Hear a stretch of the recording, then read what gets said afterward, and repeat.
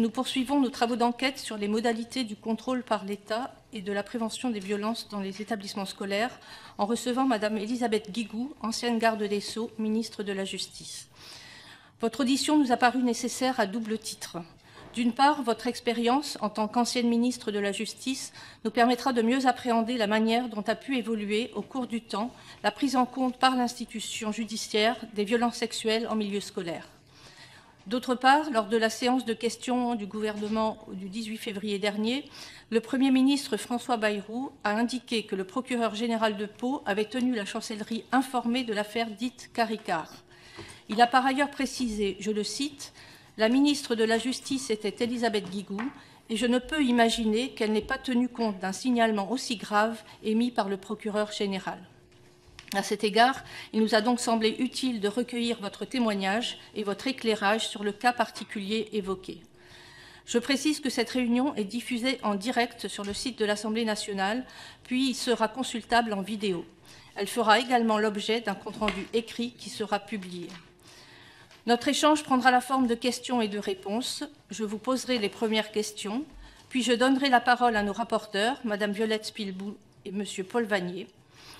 Auparavant, l'article 6 de l'ordonnance du 17 novembre 1958 relative au fonctionnement des assemblées parlementaires impose aux personnes auditionnées, dans le cadre de travaux d'enquête, de prêter serment, de dire la vérité, toute la vérité, rien que la vérité. Je vous invite donc, Madame, à lever la main droite et à dire « Je le jure ». Je le jure. Je vous remercie. Je vous poserai 2 questions avant de céder la parole à nos rapporteurs. Lorsque vous étiez ministre de la Justice, avez-vous eu à traiter spécifiquement de la question des violences commises par des adultes sur des enfants en milieu scolaire? Est-ce que des remontées d'informations sur de tels faits vous étaient adressées à vous-même ou aux membres de votre cabinet? Comment étaient-elles gérées, le cas échéant? Je vous remercie. Très bien, merci. Merci beaucoup, Madame la Présidente. D'abord, Madame la Présidente, Madame la rapporteure, Monsieur le rapporteur, je voudrais vous remercier pour cette invitation. Jusqu'ici, j'ai refusé la moindre déclaration. L'après-midi du 18 février, j'étais dans un train. Mon téléphone était plein de demandes pour que j'aille au journal de 20 h sur les grandes chaînes de généralistes et sur toutes les chaînes, absolument toutes les chaînes d'infos. J'ai refusé parce que je ne voulais pas alimenter une polémique de bas étage. Et je me suis dit à ce moment-là, je réserverai mes réponses, si on m'en pose, à l'Assemblée nationale, dont j'ai l'honneur d'être membre honoraire du Parlement. Voilà, donc je suis heureuse de pouvoir témoigner devant vous sur un sujet qui est évidemment extrêmement douloureux. D'abord parce que les violences morales, physiques, sexuelles qui s'exercent sur des enfants sont particulièrement révoltantes, parce qu'elles génèrent chez les enfants des souffrances qui sont inimaginables, à vrai dire, et qui conduisent à ravager des vies entières. Alors évidemment, on ne peut pas manquer d'être indigné, en colère, devant la révélation de ces exactions. Mais je dois rappeler que longtemps, car nous sommes 28 ans après, longtemps, ces violences, ces crimes sexuels ont été niés ou sous-estimés, surtout lorsqu'ils atteignaient des enfants, mais on le comprend maintenant mieux avec le phénomène MeToo depuis quelques années, mais aussi les femmes. Hein. Mais les enfants encore plus, parce que il y avait on est sur les frontières de l'imaginable. Voilà. C'était très difficile pour la société tout entière d'admettre que ce genre de choses pouvait exister, se passer. Alors, quand quand je suis arrivée au ministère de la Justice, j'ai trouvé, en juin 1997, j'étais loin d'imaginer ce que nous savons maintenant, 28 ans après, et ce que nous avons découvert petit à petit. Mais j'ai trouvé un projet de loi qui avait été préparé par mon prédécesseur et qui traitait de la lutte contre les auteurs de crimes sexuels, de délits ou de crimes sexuels. Je me suis dit que c'était un sujet dont il fallait s'emparer sans tarder. C'était en juin 1997. Et j'ai constaté malheureusement que ce projet de loi, parce que je ne voyais pas pourquoi je ne reprendrais pas un projet de loi de mon prédécesseur, dès lors que ça me paraissait pertinent, ce projet de loi, il était dans l'impasse parce que il avait inclus une obligation de soins et que tout le corps médical était absolument opposé à cette idée. D'ailleurs, me semblait-il à juste titre, parce que si on n'a pas la coopération des auteurs de ces crimes, c'est-à-dire la volonté pour eux de se remettre en question, de revenir sur les actes qu'ils ont commis, il n'y a pas beaucoup d'espoir, évidemment, de pouvoir les guérir de leur perversion. Donc, et par ailleurs, j'avais constaté qu'on ne s'adressait qu'aux auteurs de ces violences, mais qu'on ne s'occupait pas des victimes dans ce projet de loi. Et donc, j'ai commencé à élaborer, à reprendre ce projet, en consultant beaucoup toutes les parties prenantes, les associations, les professionnels de l'enfance. Évidemment, au sein du ministère de la Justice, comme vous savez, il y a la protection judiciaire de la jeunesse, qui s'occupe à la fois des enfants délinquants et des enfants en danger. Ce sont quelquefois les mêmes. Et j'ai beaucoup consulté, évidemment dans les milieux judiciaires et parajudiciaires. Et nous avons élaboré un projet de loi qui a été voté... Vous pourrez comprendre à quel point c'est quand même... enfin, j'en étais contente. En un an, ça a donné lieu à la loi du 17 juin 1998 sur la prévention, la répression des infractions sexuelles, ainsi qu'à la protection des mineurs victimes. Alors cette loi, bon, je vous en parlerai un petit peu plus longuement, elle a été suivie après par une circulaire dans laquelle je préconisais, je demandais qu'on procède à l'enregistrement des premières déclarations des enfants victimes d'abus sexuels pour qu'ils n'aient pas à répéter le récit de leur traumatisme. Évidemment, c'était encore plus douloureux. Donc voilà, alors je pourrais revenir sur le contenu de la loi si vous voulez. Ce qui me semble intéressant de remarquer, parce que c'est assez révélateur de l'état d'esprit de l'époque, c'est que cette loi, elle est passée inaperçue. Elle est passée sous les radars médiatiques. Évidemment, les professionnels s'y sont intéressés. Mais à part la question du bizutage, sur lequel on avait travaillé d'ailleurs à l'initiative de Ségolène Royal, et c'est d'ailleurs la seule chose dont on se souvient encore aujourd'hui. Il n'y a pas eu de... Bon. Mais bon, voilà. Donc c'est ça qui m'a... alors ensuite, est-ce que je me suis intéressée spécifiquement aux établissements scolaires? C'était bien entendu la compétence de mes collègues de l'Éducation nationale et de la ministre, donc mon collègue de l'Éducation nationale et la ministre de l'enseignement scolaire.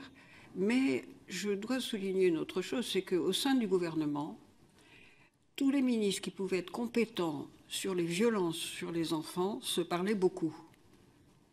Nous avions un travail en permanence, évidemment des réunions de ministres organisées par le Premier ministre, les conseils des ministres. Moi, j'ai présenté ce projet de loi, évidemment, au Conseil des ministres, comme ça se fait. Mais surtout, nous parlions beaucoup entre nous pour nous dire, mais quelles sont les difficultés particulières, les dossiers qui nous semblent, voilà. Et donc, nous avons échangé sur les violences qui sont faites aux enfants, chacune, puisque je trouvais que c'était trois femmes, la ministre de l'Emploi et de la Solidarité, la ministre de l'Enseignement scolaire et moi-même, plus nos collègues quand même de l'Intérieur et de la Défense, parce que eux, ils étaient là a exercé la tutelle sur les enquêteurs, quand même, qui étaient... Bon. Donc, nous parlions beaucoup. D'ailleurs, j'ai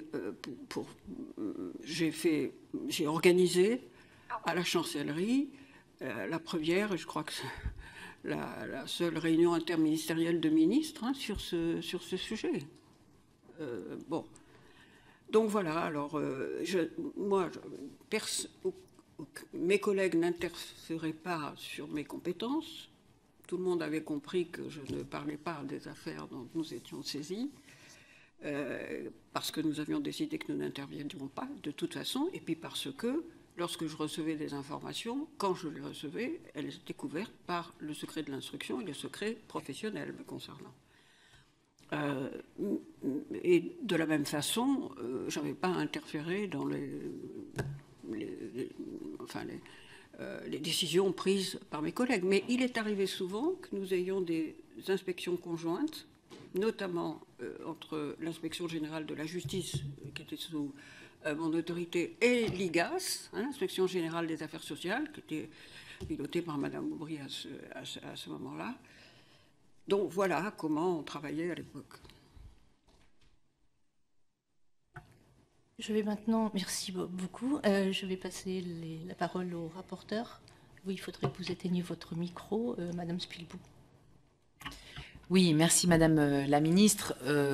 On comprend donc à travers cette première intervention liminaire à quel point, lorsque vous avez été ministre de la Justice, vous avez exprimé la volonté et vous avez agi pour rendre la justice plus humaine, plus proche des citoyens et avec une attention toute particulière aux mineurs, même si ce n'était pas médiatique, mais en tout cas c'était dans l'ADN de votre action. Je vais revenir sur les derniers propos que vous avez tenus quant au sujet du partage d'informations, cas où n'a pas à faire un garde des Sceaux, et lorsque vous étiez en fonction en tant que garde des Sceaux, vous étiez parfois averti par des procureurs généraux d'affaires particulièrement sensibles, susceptibles d'avoir un fort retentissement local ou national. Alors, première question, preniez-vous toujours connaissance personnellement de ces affaires, ou pouvaient-elles être traitées par d'autres personnes dans votre cabinet, par exemple, ou dans l'administration? Et la deuxième question, c'est quel était l'objectif de la transmission de ces informations par les procureurs généraux à la garde des Sceaux? S'agit-il d'une simple information ou est-ce qu'elle pouvait susciter, déboucher sur une action de la part de la garde des Sceaux ou de la chancellerie? Merci Madame la rapporteure. Évidemment, c'est une question très, très importante que vous posez là.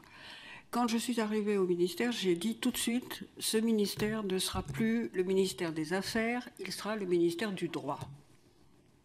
Et donc j'ai fait savoir publiquement à l'Assemblée, au Sénat, au Conseil des ministres et naturellement aux membres du corps judiciaire et parajudiciaire que désormais nous opérerions une rupture nette avec les pratiques qui étaient séculaires quand même de absolument tous les gouvernements précédents.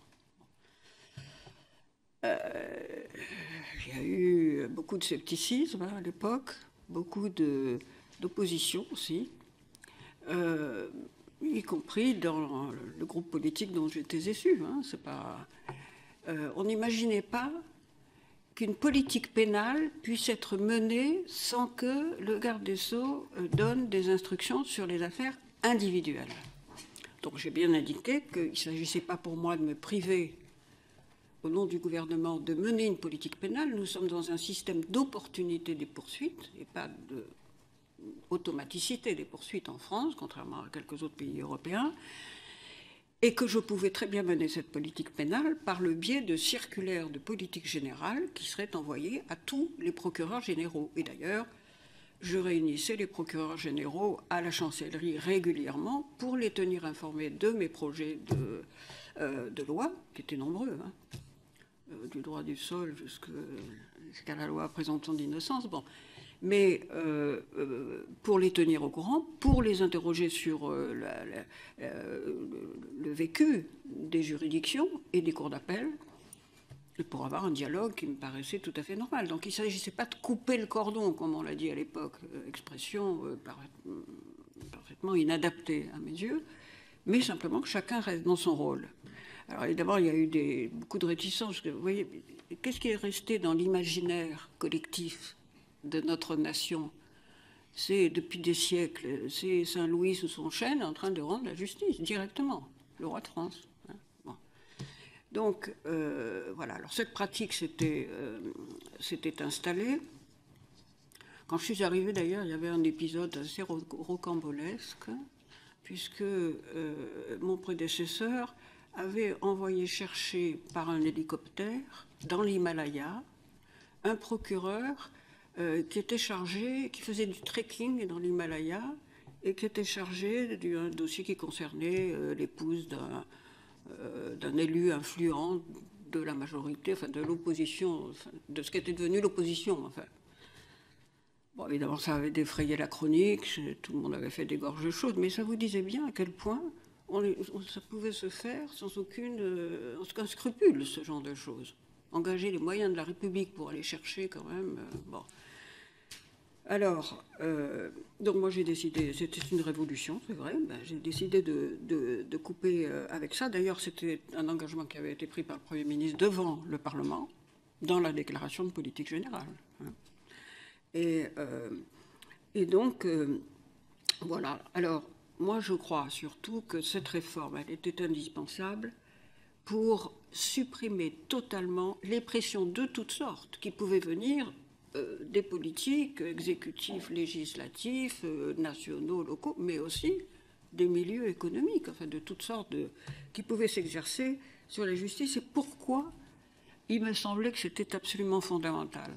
Parce que si on voulait que nos citoyens croient en la justice, qui est quand même la façon de pacifier la société, en réglant les conflits autrement que par la vengeance, hein, ou la loi du talion.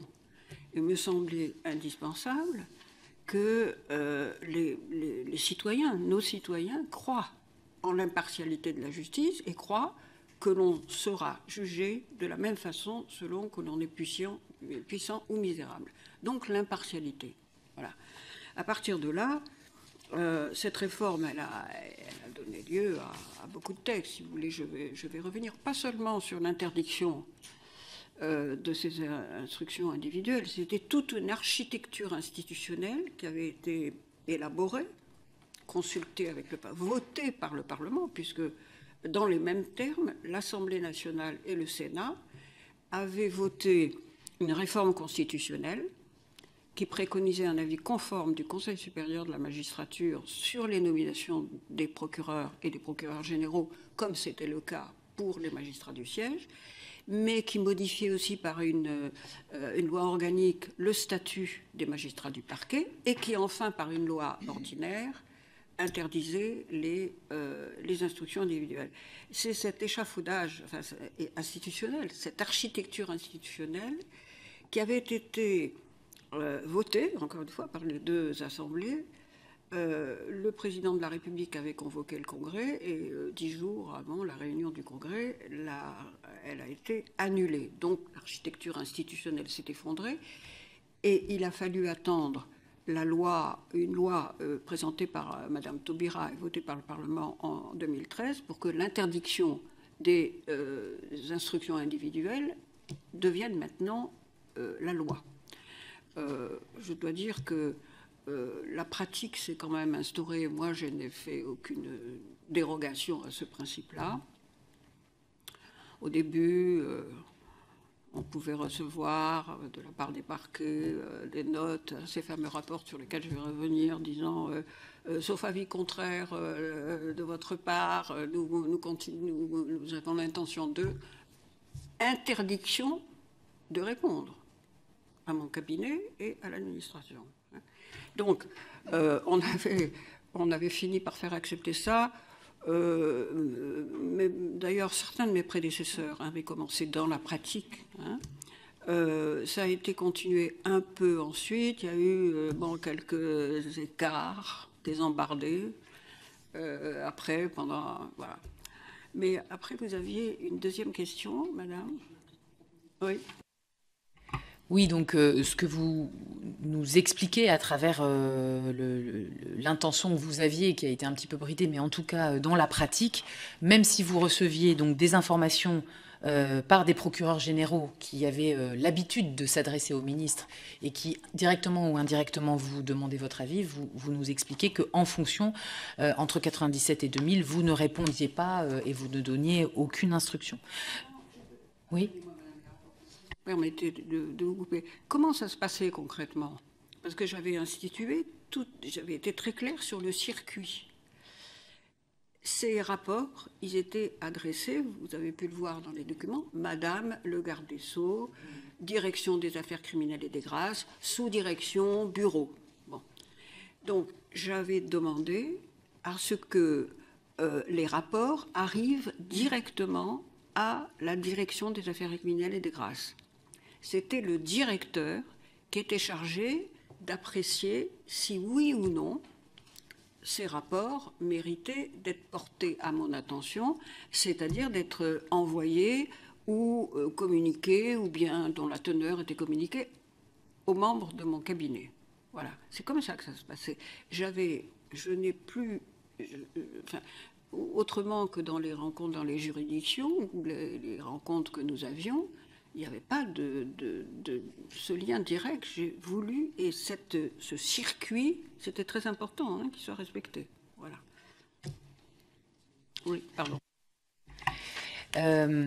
Dans ce cadre, est-ce que dans votre souvenir ou les recherches que vous avez faites, vous avez, entre 97 et 2000, été informé d'affaires de violence dans les établissements scolaires et en particulier de violences graves, y compris sexuelles, commises par des adultes encadrants? C'est-à-dire que dans ce circuit que vous nous décrivez, est-ce qu'un membre de votre cabinet, puisque ça passait par là, est venu vous informer et si oui, assuriez-vous un suivi particulier de ce type d'affaires? Je dois vous dire tout de suite que je n'ai aucun souvenir d'avoir été informée de l'affaire de l'institution Betaram, aucun. Et alors, une autre, mais qui concernait pas un établissement, qui concernait, je vais vous en parler, un centre de la protection judiciaire de la jeunesse. C'est ça, dans mon souvenir, parce que j'ai certainement eu communication. On a dû m'informer, en tout cas on a informé la direction des affaires criminelles et des grâces, des enquêtes préliminaires ou des ouvertures d'instruction lorsqu'il y avait des plaintes et lorsqu'on pouvait soupçonner de telles, des infractions à la loi, tout simplement, notamment lorsqu'il s'agissait de crimes. Mais ne m'étaient communiquées que les affaires qui pouvaient défrayer, si vous voulez, sur lesquelles j'étais susceptible d'être interrogée en réalité. Voilà. C'est-à-dire soit qu'il y ait un écho médiatique important, soit qu'elles aient été estimées de nature systémique, c'est-à-dire pas un individu simplement qui, une fois, commet un délit ou un crime, soit qu'elles aient un retentissement particulier. Et donc, c'était important pour moi d'être informée, d'abord parce que je pouvais être interrogée au Parlement. C'est arrivé quelquefois. Vous imaginez bien que lorsque le préfet Erignac a été assassiné, là, je recevais des informations, toutes les informations qu'on pouvait me communiquer, en tout cas. Bon. Donc, là, je n'ai pas l'affaire Betaram, j'ai interrogé bien sûr mes anciens collaborateurs, personne n'a de souvenir à ce sujet. Donc, d'avoir été en tout cas, d'avoir eu communication des documents que nous avons maintenant dans le dossier, c'est-à-dire des rapports du procureur général de Pau à l'époque. C'est pas très étonnant parce que, au fond, ces trois courriers nous disent que voilà, un prêtre dirigeant d'un établissement recevant des enfants est accusé par une plainte par un élève d'avoir commis des abus sexuels et même un viol, donc un crime. Il nie, l'enfant persiste. Donc c'est signalé, on le sait maintenant, mais je l'ai appris par la communication qu'a bien voulu me faire le secrétariat de votre commission, hein, parce que moi, je n'ai pas accès au... Bon. À vrai dire, je l'ai appris un petit peu avant, parce que comme j'étais assaillie par toutes ces demandes médiatiques, j'ai fini par demander, je me souviens, c'était un journaliste de BFM TV, je lui ai dit, mais vous me parlez de documents, moi je ne les ai pas, j'ignore leur contenu, si vous, pour que je puisse répondre, il faut... Alors il a bien voulu m'envoyer le principal courrier. Donc là, j'ai vu ce qu'était, donc ça circulait partout, sauf à moi, qui était mise en cause quand même. Bon, bizarre. Hein. Alors, voilà. Donc, si vous voulez, personne n'a le moindre souvenir. Est-ce que ça veut dire que rien n'a été communiqué à mon cabinet? Je ne peux pas répondre à cette question. Avec certitude, il faudrait interroger les archives de la Direction des affaires criminelles et des grâces. Hein. Alors, sur d'autres... pardon, vous me demandez aussi si j'ai été... J'ai pas de souvenir particulier d'un établissement scolaire. Sans doute pour les raisons que je vous ai dites tout à l'heure, c'est-à-dire que nous ne travaillions pas en silo, on travaillait en interministériel, mais chacune était responsable de... Voilà. Par exemple, je ne peux pas vous dire si... Je n'ai aucun souvenir spécifique sur des directions d'action sanitaire et sociale, des signalements de l'ASE, par exemple. En revanche, j'ai un souvenir très précis d'une affaire qui concernait la protection judiciaire, un centre de la protection judiciaire de la jeunesse. Donc, il recevait des enfants qu'il fallait... C'est un centre dit de rééducation. Et là, qui a donné lieu à un véritable scandale. Et j'en ai un souvenir précis parce qu'il a fallu que j'insiste énormément pour que la directrice, à l'époque, je venais d'arriver, hein, c'était à l'été 97, la directrice de la protection judiciaire de la jeunesse veuille bien fermer ce centre avant que la procédure judiciaire soit terminée. Ce que nous avons fait, c'est que Martine Aubry, de son côté, parce qu'une lettre anonyme était arrivée au ministère de l'Emploi et de la Solidarité, donc Martine Aubry, de son côté, et moi, nous avons diligenté des enquêtes administratives par nos deux inspections respectives.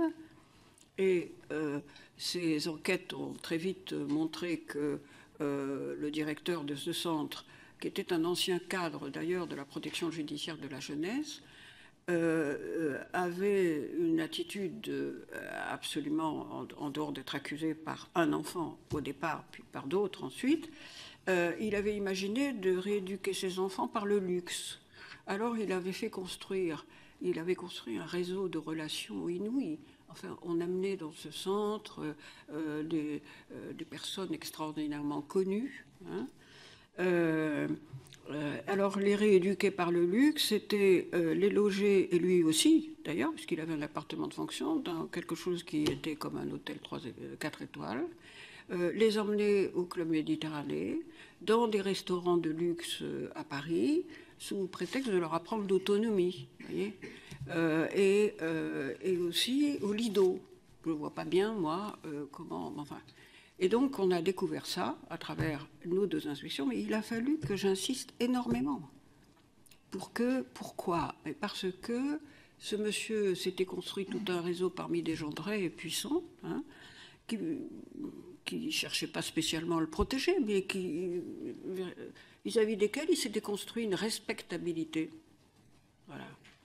Au point que c'était inimaginable que ce directeur... Alors, au final, il a quand même été condamné à 11 ans de réclusion criminelle. Voilà. Donc, je comprends... C'était le centre des Tournelles, à Hautefeuille, dans la Marne, je crois. La Seine-et-Marne, pardon. Je comprends, pour arriver ensuite plus précisément sur le sujet de Pau, que dans l'exercice de votre mandat de 97 à 2000, l'événement majeur est celui que vous venez de nous décrire, c'est-à-dire qui a passé le filtre du cabinet dans votre souvenir aujourd'hui, plus de 25 ans après, c'est cet établissement de protection judiciaire, mais que vous n'avez pas de souvenir d'avoir été sollicité sur la partie Betaram, pas non plus, j'imagine, sur le village d'enfants de Riaumont, dans le Pas-de-Calais, sur lequel il y avait quelques alertes et plaintes au niveau local qui avaient déjà eu lieu, et que donc vous découvrez aujourd'hui, dans la période actuelle, les différents courriers qui sont arrivés à la direction des affaires judiciaires. Je vais passer la parole, si vous voulez bien, à mon co-rapporteur pour avancer sur ce point. Madame la ministre, oui, je vais entrer maintenant plus dans le détail. Nous allons essayer de reconstituer la chaîne des transmissions, des événements dans cette année 1998. Vous nous avez décrit le circuit de remontée des courriers venant des procureurs généraux, courrier qui passe nécessairement par la direction des affaires criminelles et des grâces. Et donc celui qui est transmis par le procureur général de Pau le 15 juin 1998 arrive à cette direction, manifestement est reçu par M. Lemel, qui est sous-directeur des affaires pénales générales à la direction des affaires criminelles et des grâces. Vous nous avez indiqué que ce courrier n'avait pas été transmis à votre cabinet. En tout cas, vous avez interrogé les membres de votre cabinet, personne n'a ce souvenir. Et avec certitude, c'est ce que vous nous indiquez, vous ne l'avez jamais consulté directement. Est-ce qu'à cette époque, un courrier comme celui-là, qui porte donc sur des accusations, une procédure judiciaire ouverte contre le directeur d'un établissement scolaire privé sous contrat, est-ce que face à un pareil signalement remonté d'un procureur, la chancellerie organisait systématiquement l'alerte, la transmission de l'information au ministère de l'Éducation nationale ? Je comprends que cette question se pose, mais je vais malheureusement vous répondre non. Et ça a été le cas jusqu'en 2016, jusqu'à une loi de 2016. Pourquoi ? Parce que, en tout cas, il ne pouvait pas être question, ni pour l'administration du ministère de la Justice, ni pour mon cabinet, ni pour moi, de déroger à l'application de la loi.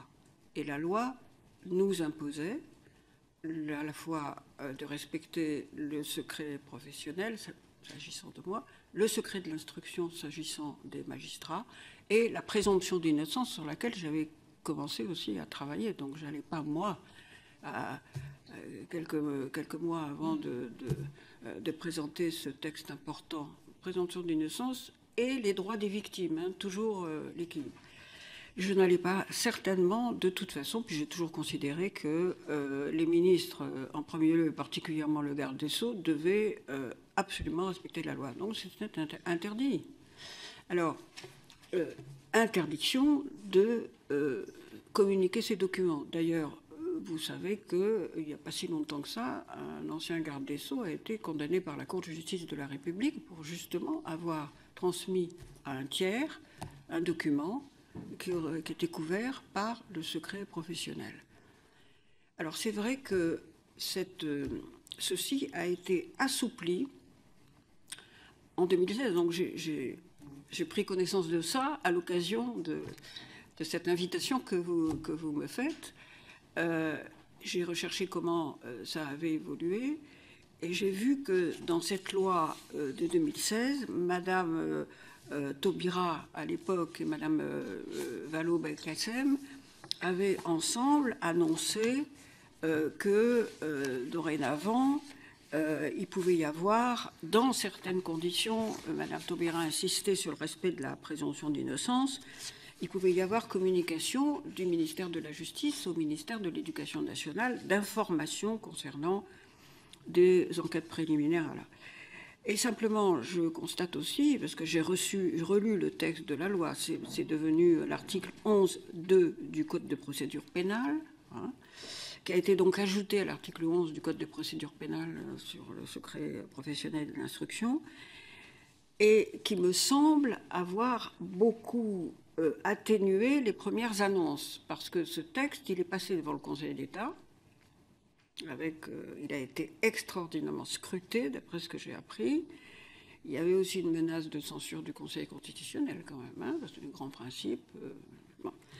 Et donc, je vois que ce texte dit le ministère public peut, et non pas doit, comme ça avait été déclaré au départ, peut informer par écrit l'administration des décisions suivantes, lorsqu'elles concernent un crime ou un délit, condamnation même définitive, ça on peut comprendre puisque c'est public en principe, hein, les procès sont publics, mais aussi la saisine d'une juridiction de jugement par le procureur de la République ou le juge d'instruction, la mise en examen, mais le ministère public ne peut procéder à cette information que s'il estime cette transmission nécessaire en raison de la nature des faits ou des circonstances de leur commission pour mettre fin ou prévenir un trouble à l'ordre public.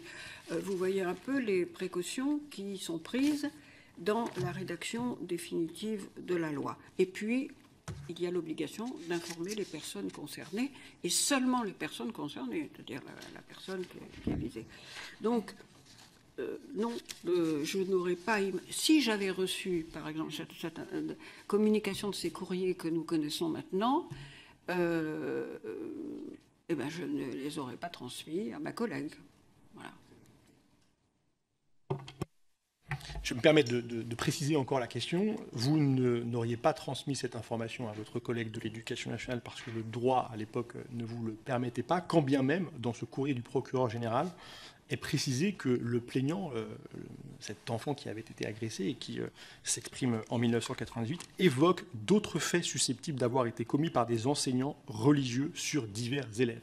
Et donc ce témoignage peut permettre d'accéder au caractère systémique des violences dans l'établissement Betaram. Et donc là, cet élément qui apparaît dans la loi de 2016, qui consiste à, dès lors qu'il s'agit de mettre fin ou de prévenir un trouble à l'ordre public, cet élément qui en 2016 aurait dû conduire un garde des Sceaux saisi de cette information à transmettre au ministre de l'Éducation nationale, à votre époque, en 1998, quand bien même ces faits sont évoqués, il n'y a pas de transmission au ministère de l'Éducation nationale. Dans l'état de la loi avant 2016, il n'était pas possible de transmettre ces écrits. Mais je veux attirer votre attention à supposer que j'ai reçu ça. Sûrement, sur le deuxième courrier, laissant penser qu'il ne s'agissait pas d'un fait isolé, mais que on pouvait avoir affaire à quelque chose de systémique. Et à ce moment-là, si j'avais reçu ça, je n'aurais sûrement pas transmis les écrits, mais j'aurais demandé certainement à mon cabinet de voir s'il y avait eu un écho médiatique et de quelle affaire il s'agissait, et si ça méritait quand même de notre part une vigilance particulière. Hein. Voilà. Mais j'en suis au stade des spéculations, comme vous l'imaginez bien, d'abord parce que je n'ai pas reçu ça, ensuite parce que je ne pouvais pas faire autre chose que de m'interroger, peut-être de façon très informelle, poser la question à mes collègues, est-ce que vous avez eu vous-même, d'ailleurs, alors s'agissant d'articles de presse, j'aurais pu avoir le réflexe, s'agissant d'articles de presse, de demander qu'on transmette ces articles de presse à mes collègues. Ça, oui, je l'aurais fait. Ça, c'était pas puni par la loi. Alors ces précisions, elles sont dans le premier courrier, dans celui du 15 juin 1998, et ce courrier se termine en évoquant le contexte médiatique, la pression médiatique qui est autour de l'établissement et qui justifie pour le procureur général le fait qu'il saisisse votre cabinet par l'intermédiaire de la direction des affaires criminelles et des grâces. Ce courrier fait suite à un compte-rendu téléphonique qui est daté du 26 mai 1998.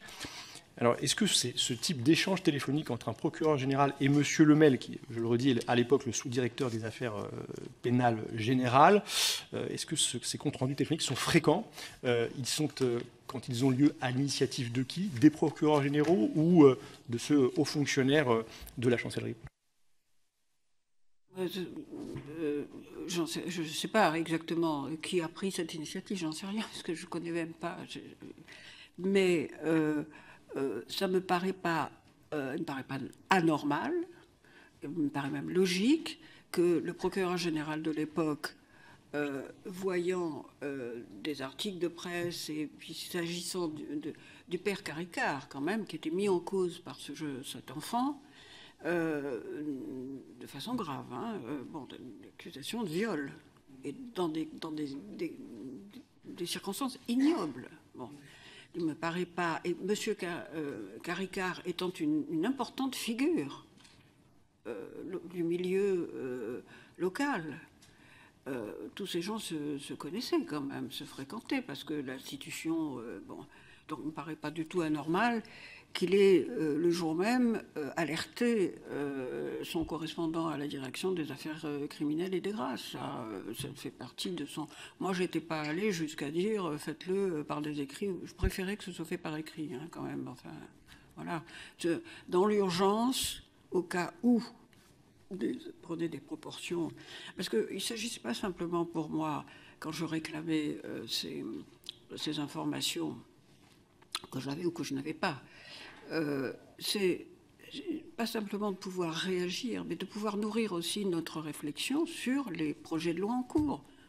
J'étais en train d'élaborer et de travailler avec le Parlement sur la loi du 17 juin 98, pardon. Alors, plusieurs auditionnés, donc sous serment devant notre commission d'enquête, ont indiqué que le procureur général, celui-là même qui s'adresse à votre cabinet, avait demandé à voir le dossier du père Caricart le 26 mai 1998, cette date qui correspond au compte-rendu téléphonique entre le procureur général et M. Lemel, cette date qui correspond aussi au déferment du père Caricart devant le juge Mirande.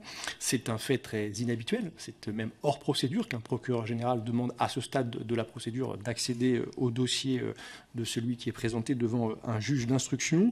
Cette demande a-t-elle pu faire suite à cet appel entre le procureur général de Pau et M. Lemel, sous-directeur des affaires pénales générales? Ça, je ne peux pas vous le dire parce que j'en sais rien. Je ne sais pas qui a initié quoi. Ce que je peux vous dire en revanche, c'est que si on était, lorsque le procureur général a demandé à voir le dossier, si on en était au stade encore de l'enquête préliminaire, où c'est le parquet qui a la main, bon, là, le procureur, de toute façon, et le procureur général ont besoin d'avoir des informations, ne fût-ce que pour les transmettre à la chancellerie. Si en revanche, on était déjà, et là, il faut vérifier très précisément ce qui s'est passé ce jour-là, car moi, je n'ai pas trouvé dans les documents de réponse précise. Si on était déjà dans le cadre de l'ouverture de l'information par le juge d'instruction, alors là, ça me paraît tout à fait inhabituel, oui. Ça aurait, à la vérité, je ne sais pas exactement comment, mais il faut qu'il y ait, y compris lorsqu'il y a une ouverture d'information, il faut bien que le parquet soit informé.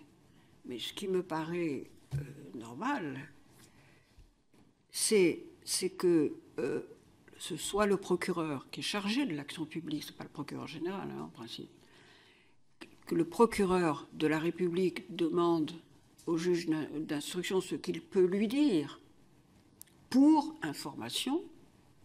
Et ça, c'est une obligation pour les parquets. Donc ça c'est le circuit normal. Mais arriver dans un bureau et demander à avoir un dossier, je ne sais pas. Enfin, en tout cas, si on était au stade de l'information, ça me paraît vraiment très discutable. Certains auditionnés, là encore sous serment, ont également pu déclarer que M. Bayrou, alors président du Conseil général des Pyrénées-Atlantiques et député du même département, serait intervenu auprès du procureur général, que c'est cette intervention de M. Bayrou qui aurait conduit le procureur général à demander à accéder au dossier du père Caricart. Est-ce que cette intervention, si elle avait eu lieu, aurait pu passer directement par la chancellerie? Je vais au but. Est-ce que, dans cette hypothèse, M. Bayrou aurait pu prendre contact avec, par exemple, la direction des affaires criminelles et des grâces pour demander à ce que instruction soit passée depuis la chancellerie au procureur général de Pau de pouvoir consulter le dossier de cet homme qui allait, sortant de sa garde à vue, être présenté au juge d'instruction de l'époque? Je ne peux pas répondre à votre question, j'en sais rien. C'est si simple que ça. En tout cas, ce que j'avais donné moi comme instruction, et je n'ai pas eu d'indication pendant toute la période où je suis restée au ministère de la Justice que la direction des affaires criminelles et des grâces n'ait pas respecté les instructions que je donnais. Je vraiment, il n'y a eu aucun écho. Vous savez, tout finit par se savoir quand même. Bon.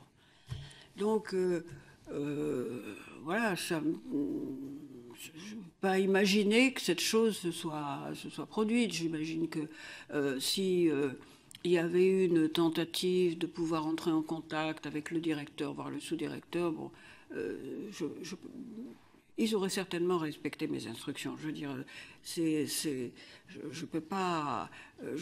C'était des hauts fonctionnaires qui étaient là depuis longtemps, que j'avais décidé de ne pas changer, parce qu'on n'est pas dans un spoil system en France. Il n'y a rien dans la Constitution qui prévoit qu'on change les fonctionnaires quand une nouvelle majorité arrive à l'Assemblée.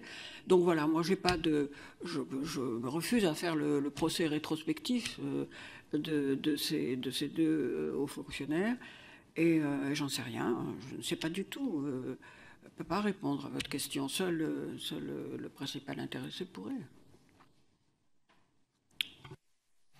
Et nous ne sommes pas là, nous non plus, pour instruire quelconque procès. Nous ne sommes pas une autorité judiciaire, mais vous me dites, je ne peux pas vous répondre parce que je n'ai pas eu cette information. Est-ce que vous ne l'avez pas eu parce que c'était impossible qu'une telle sollicitation de la direction des affaires criminelles et des grâces par un élu local, ancien ministre, puisse intervenir, ou parce que, le cas échéant, vous n'auriez pas été informé par les hauts fonctionnaires qui auraient reçu ce type de demande? Est-ce qu'au-delà du cas que nous évoquons aujourd'hui, ce type de pratique pouvait avoir lieu à l'époque où vous étiez garde des Sceaux?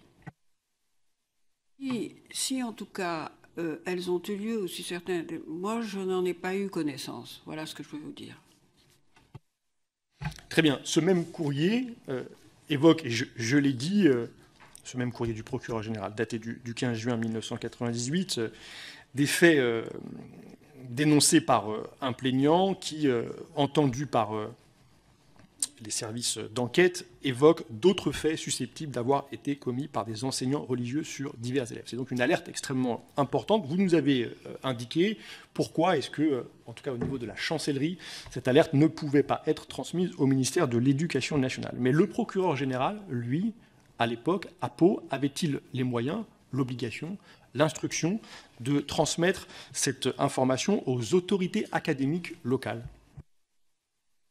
Non, parce qu'il était soumis, comme tous les magistrats, au secret de l'instruction et au secret professionnel et au respect de la présomption d'innocence. Donc, il était soumis, lui aussi, comme moi, comme tous les membres de mon administration, au respect de la loi. Donc, je n'imagine pas. Après, c'est un... toutes ces personnes se connaissent, donc voilà, se parlent, bien sûr. Hein, mais moi, je n'étais pas là à écouter leur conversation. Hein. Est-ce que, d'après vous, toute autre action de tout autre pouvoir public aurait dû ou pu être engagée à l'époque, après que le procureur général ait été informé des faits que nous avons évoqués depuis le début de cette audition? En tout cas, ce qui est clair, c'est que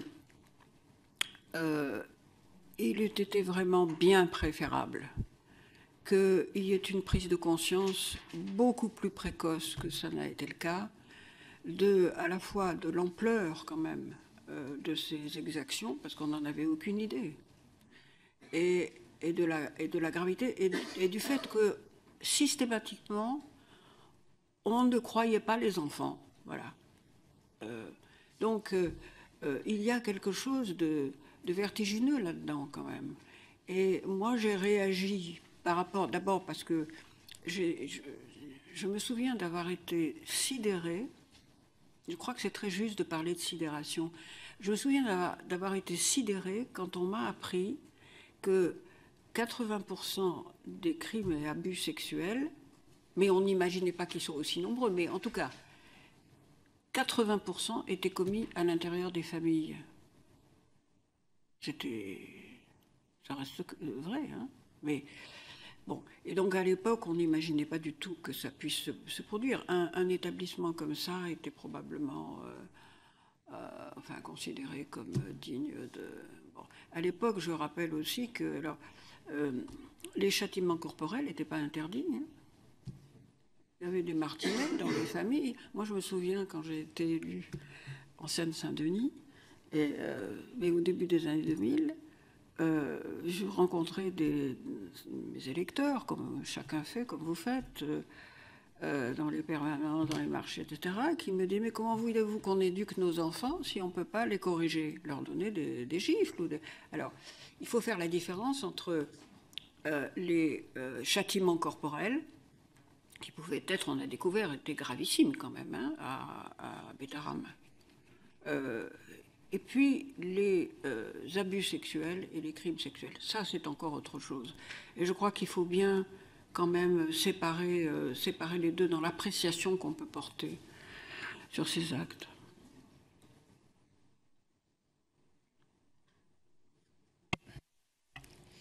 Oui, Madame la Ministre, juste une précision. Effectivement, à cette époque-là, vous citez les années 2000 et déjà bien avant, les châtiments corporels, c'est-à-dire les violences volontaires, étaient déjà présentes dans le code pénal comme un délit.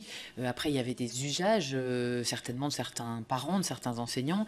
Il y avait peut-être aussi des enfants dont les parents estimaient qu'il fallait les faire filer droit, comme on l'a beaucoup entendu sur le cas de Pau et de Bétarame, ou du village de Riaumont dans les Hauts-de-France.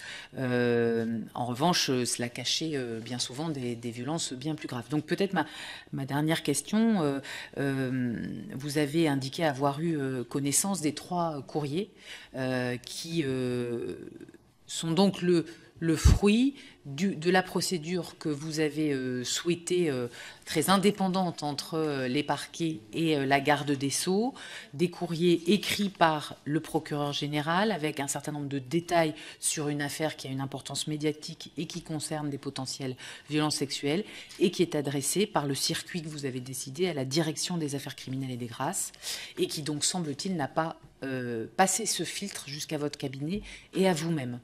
Est-ce qu'en redécouvrant ces courriers, vous avez une lecture différente de l'instruction de circuit que vous avez donnée? Est-ce que vous estimez que vous auriez dû, peut-être 25 ans après, en regardant le passé, donner des instructions particulières pour des infractions liées à l'enfance ou à la violence faite aux enfants? Est-ce que vous redonneriez aujourd'hui le même type de circuit et de niveau de filtre?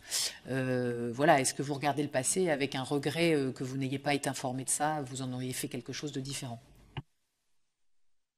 D'abord, certainement que j'aurais préféré être informée. Surtout que j'étais en train de préparer la loi du 17 juin 1998. Mais je n'aurais pas donné d'instruction individuelle. Hein. Je n'ai jamais dérogé à ça. Pourquoi? Parce qu'il me suffisait de donner des circulaires de politique générale. Par exemple, si j'avais reçu ça, si nous avions davantage travaillé sur l'institution, avec mes collègues d'ailleurs, hein, à ce moment-là, j'aurais certainement songé à envoyer une circulaire de politique générale.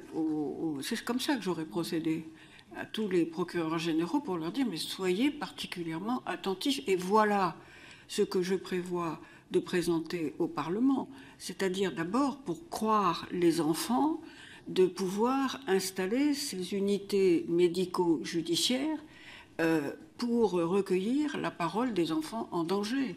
C'est ça et d'ailleurs, cette circulaire-là, elle a existé, je vous en ai fait mention tout à l'heure, dès le mois juste après la promulgation de la loi, début 1999. Et nous avons travaillé d'ailleurs avec l'association La Voix de l'Enfant pour installer ces premières, moi je me souviens d'avoir inauguré la première de ces unités médico-judiciaires à Béziers, dans laquelle on avait, à l'hôpital, on recueillait, c'est-à-dire des pédiatres, hein, et avec les enquêteurs dans une autre pièce. C'est des pédiatres qui recueillaient la parole des enfants après les avoir tranquillisés en quelque sorte sur ce qui allait se passer. Et puis après, on ne les laissait pas dans la nature, on leur apportait un soutien médico-psychologique. Donc ça, maintenant, il y en a plus d'une centaine, hein, il y en a 90 de ces... Tant mieux. Mais à l'époque, je ne vois pas ce que j'aurais pu faire de différent de ça. Une circulaire de politique pénale, autre que celle dont je viens de vous parler? Oui, sûrement. Ouais. Juste pour préciser ma question, est-ce que vous estimez à la lecture de ces courriers aujourd'hui que vous auriez dû en avoir connaissance? C'est-à-dire que la direction aurait dû transmettre au cabinet? Est-ce que vous avez une lecture différente de la gravité des faits? Je me suis posé cette question. Je me dis,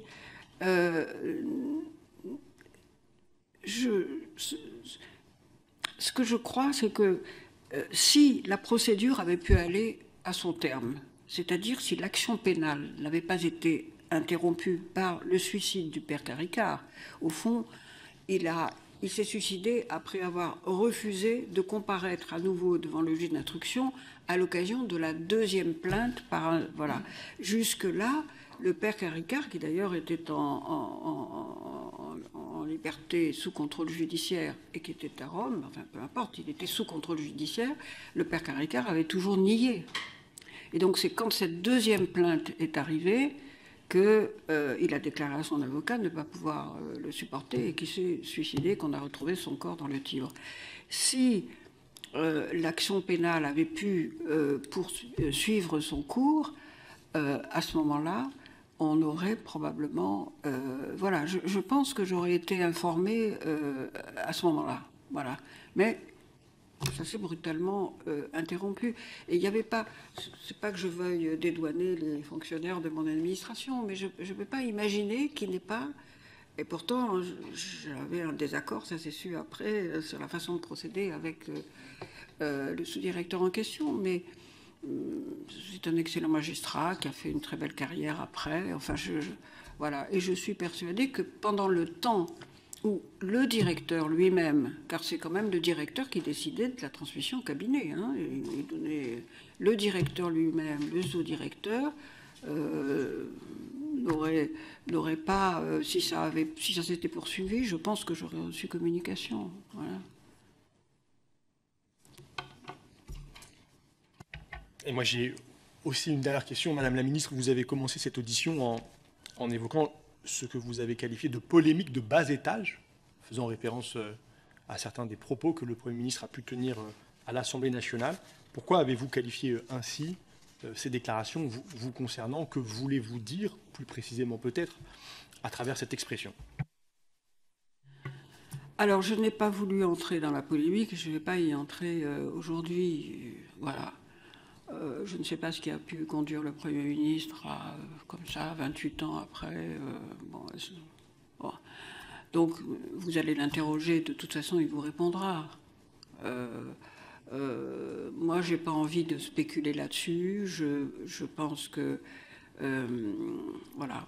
Je pense qu'il faut que vous, cette commission d'enquête parlementaire, c'est important. Je suis très heureuse qu'elle existe, parce que ça va mettre un coup de projecteur sur ces actes qui continuent. Parce qu'il faut s'intéresser aux victimes passées. C'est très important. Mais il y a les victimes présentes et puis il y a celles à venir. Donc j'espère que vous allez pouvoir formuler des propositions, hein, avec toutes les associations qui travaillent, vous en avez entendu beaucoup, avec les professionnels qui sont chargés de ces investigations. Il y a beaucoup de propositions, il y a beaucoup... Le fait, par exemple, de pouvoir avoir une unité, on ne les appelle plus médico-judiciaires, mais des unités pédiatriques pour l'enfance en danger, de pouvoir en avoir une dans chaque juridiction, ça, c'est important. C'est crucial, à la vérité. Voilà. Alors, il y a un groupe de travail à la direction des affaires criminelles et des grâces qui se réunit depuis la fin de l'année dernière. Il y a des instructions, alors là, des circulaires de la direction des affaires criminelles et des grâces qui enjoignent au procureur, car il faut que le procureur prenne l'initiative. Évidemment, c'est lui qui pilote et qui veille à la dignité et à la régularité de toutes ces opérations. Ça, c'est formidable. Hein. Donc, je crois que si ça se produit... moi, j'en serais très heureuse et je ne veux pas sortir de là. Et puis, je verrai bien ce que diront les personnes qui seront auditionnées après moi.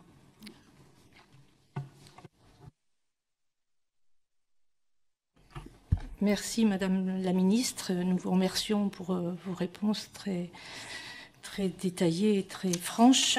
Nous avons compris que toutes les informations n'arrivaient pas jusqu'à vous et que vous ne pouviez pas forcément les transmettre non plus à d'autres ministères. La loi vous en empêchait. Nous retiendrons cependant que lorsque vous étiez garde des Sceaux, vous avez contribué à faire évoluer le droit, et notamment pour la protection des mineurs. Je vous remercie.